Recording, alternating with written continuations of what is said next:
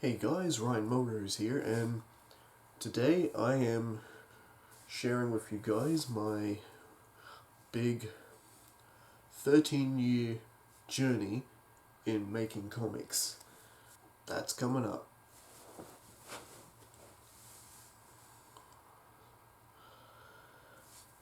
And looking back on it, I can honestly say I am quite surprised with how far I've come. Not only in the art style, the visual side of things, but as well as the story side of things and story writing, how much it's improved over the years. I've come a long way from drawing comics out of pencil in my high school years and stapling them together on pieces of paper. But we all start somewhere.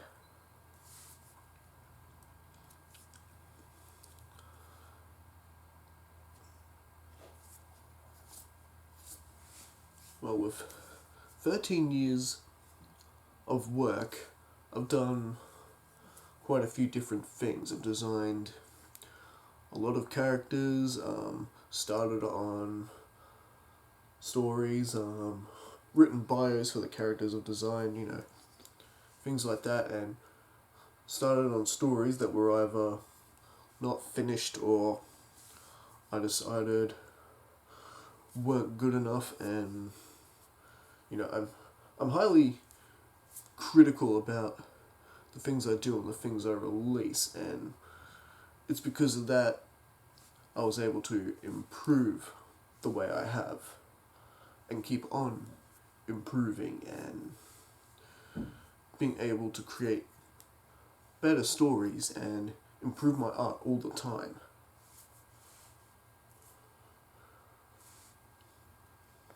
And think of more creative ways to bring the story I'm trying to tell to life.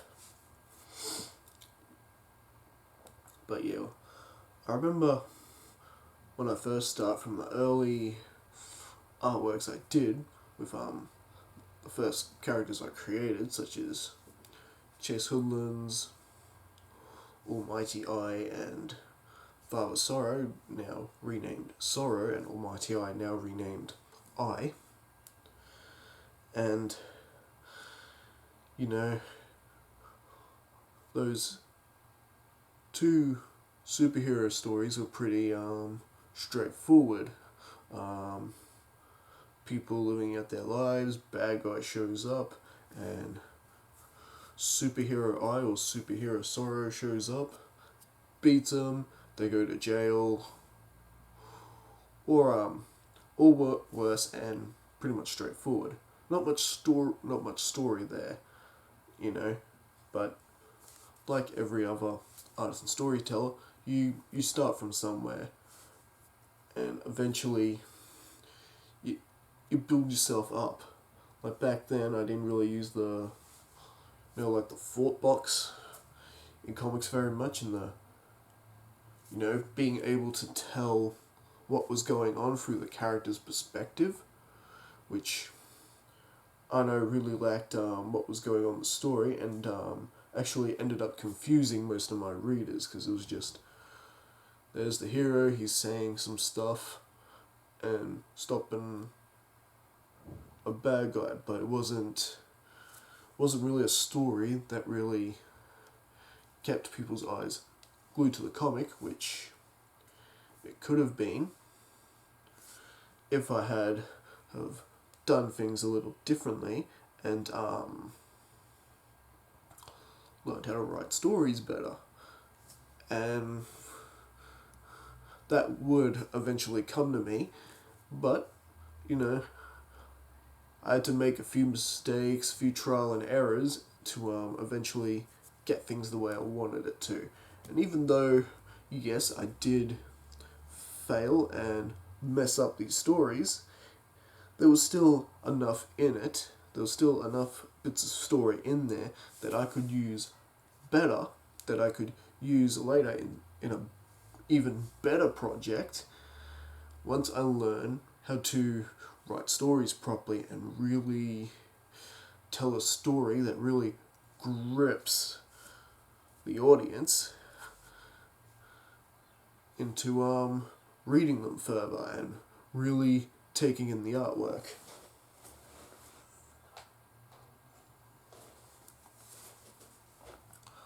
And to be honest, things didn't start going that way for me until I picked up a comic book, and that would be Batman the Killing Joke. And it was then I started understanding how to go really in depth with a character. I am talking about the Joker, of course. How his origin story was told, and how we got basically Joker's perspective through the whole thing. And, what happened to him to make him who he is, and, it was just a really gripping story that kept me glued to the page, and, I couldn't put it down. I read the whole thing.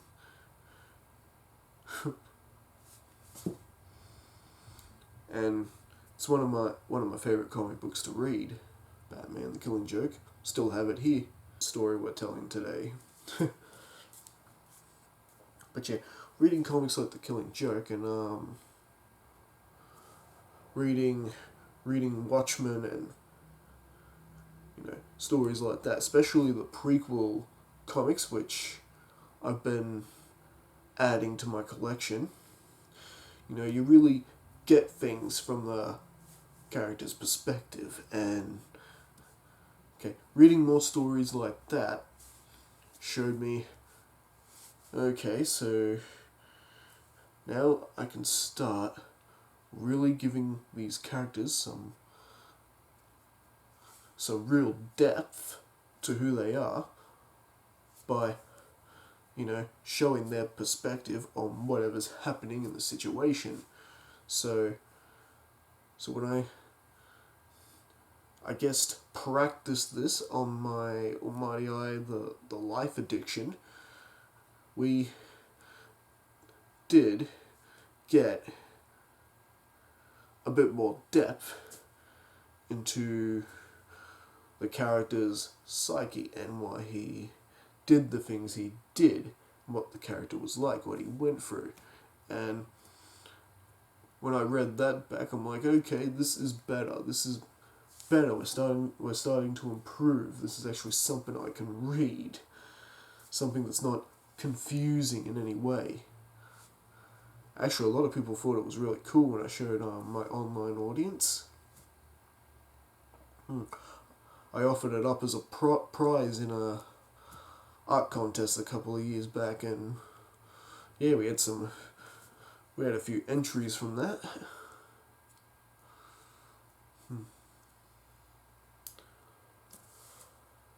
So, with all that work,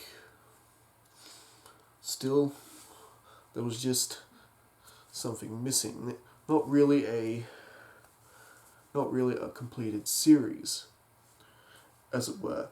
I got all these stuff, all the ideas are there and all that, but nothing really to bring the ideas together and to life in the way I wanted to.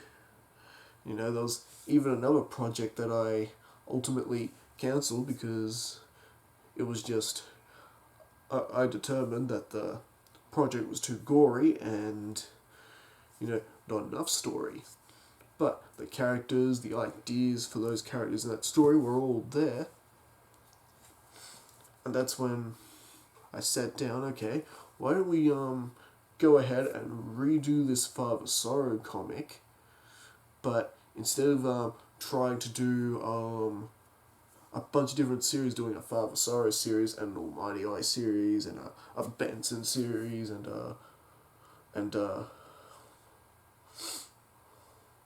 Fire Island series, all these other ideas I had for series, and all these Forsaken Watchdog, and all these other series that I came up with over the years, which, by the way, is very overwhelming, especially for one person.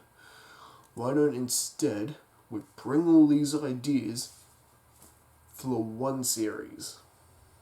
So Sorrow is our main character. He's our main protagonist, and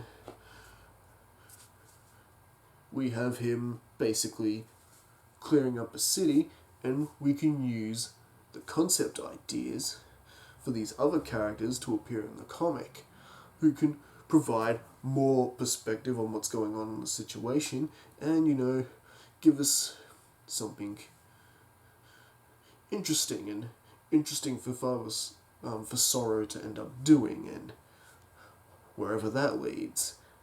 And if there's not enough time to get their perspective on what happens before they're either ultimately taken out by Sorrow or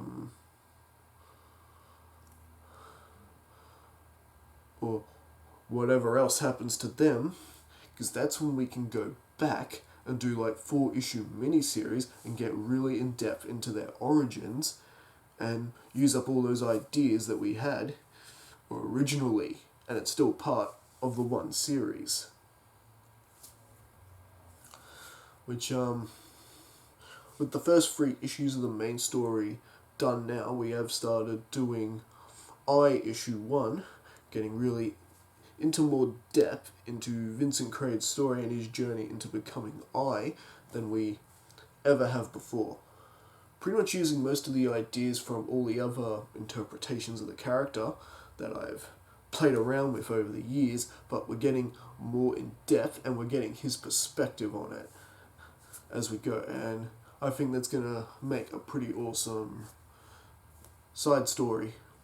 And yeah, I'm mainly doing this now because I'm actually 2 months ahead of production at the moment. I've got all the first 3 issues from the main story done already, but the first issue hasn't even gone through, is still going through the process of being printed and being available for everyone on Indie Planet, and issue 2 will follow that, so that's another month's wait, and issue 3 will follow that, so that's some opportunity to get some side stories done as well. And then after that's all starts getting caught up, then I can simply go back, do more of the main story, and keep producing this series out. And it will be something that I can look back on and actually be really proud of.